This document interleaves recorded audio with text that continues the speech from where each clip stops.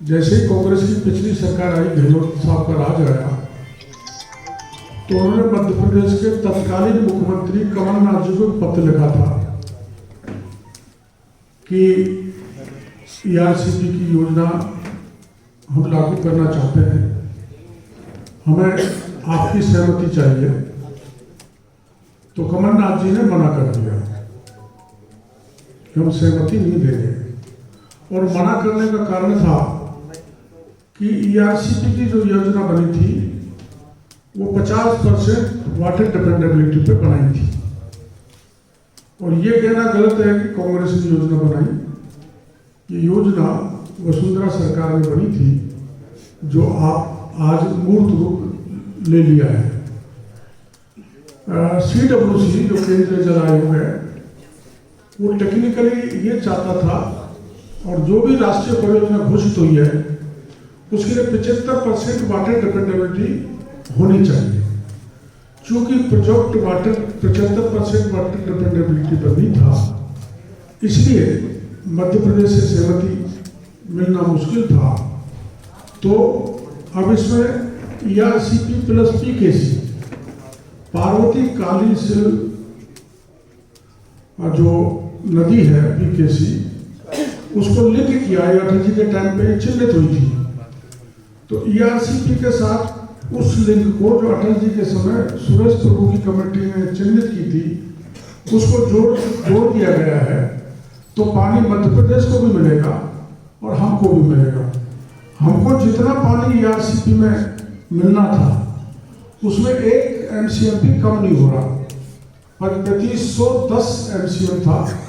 तो पूरा पानी हमको मिलेगा और 2,10,000 हेक्टेयर भूमि हमारी सिंचित होगी। 80,000 हेक्टेयर को जो पहले से सिंचित हो रही है उसके स्टेबलाइजेशन, और 2 लाख हेक्टेयर नई भूमि इससे सिंचित होगी। प्रधानमंत्री जी ने 13 जिलों के किसानों का भाग्य खोलने का काम ये किया है, और ये डबल इंजन सरकार का परिणाम है। यहाँ जनता BJP की सरकार लाई, दिल्ली में मोदी जी की सरकार है। और जो संकल्प पत्र में हमने घोषणा की थी, संकल्प लिया था कि हमारी सरकार आएगी तो हम ERCP को पूरी करेंगे। मैं धन्यवाद देना चाहता हूँ मुख्यमंत्री जी को, हमारे मंत्रियों को, और विशेषकर प्रधानमंत्री जी को और गजेंद्र सिंह जी को, कि इसका कुछ ही समय में इस ERCP को मूर्त रूप दे दिया और राष्ट्रीय परियोजना घोषित हो गया। आप जानते हैं कि इसको इसलिए राष्ट्रीय परियोजना घोषित हुआ कि इसमें 2 स्टेट इन्वॉल्व हो गई, मध्य प्रदेश और राजस्थान।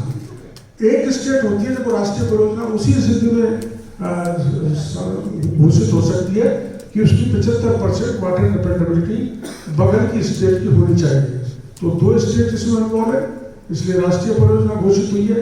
90% जो इसका खर्चा है वो केंद्र को वहन करेगा और 10% राजस्थान और मध्य प्रदेश वहन करेंगे। इससे अच्छा कोई फैसला हो नहीं सकता था। 13 जिलों के लोगों के लिए लाइफ लाइन है। और पहले गहलोत साहब बयान देते रहते थे, या तो केंद्र उसको पूरा करे, नहीं तो हम पैसा दे देंगे। पैसा कहीं नहीं था, खजाना पूरी तरह से खाली करके गए। बताया जाता है कि 5,78,000 करोड़ का कर्जा राजस्थान पे छोड़ा है। रेवड़िया बांट, रेवड़िया कैसे बांटी? मैं विरोध नहीं करता किसी जिले का, लेकिन 2 जिला बनाया। वहाँ का एक SP एक दिन मेरे को मिल गया, मैं आपने कितने थाने हैं? उन्होंने 3 थाने हैं। मैं यहाँ से पहले था अंता में तो 6 थाने थे जब मैं डिवाइस भी था, और अब SP होने के बाद भी 3 थाने हैं। इस प्रकार से रेवड़ी बांट के राजस्थान की जनता को गुमराह करके गहलोत सरकार वोट लेना चाहती थी, लेकिन राजस्थान की जनता उनकी चाल को समझ गई और ERCP का सपना पूरा हो गया।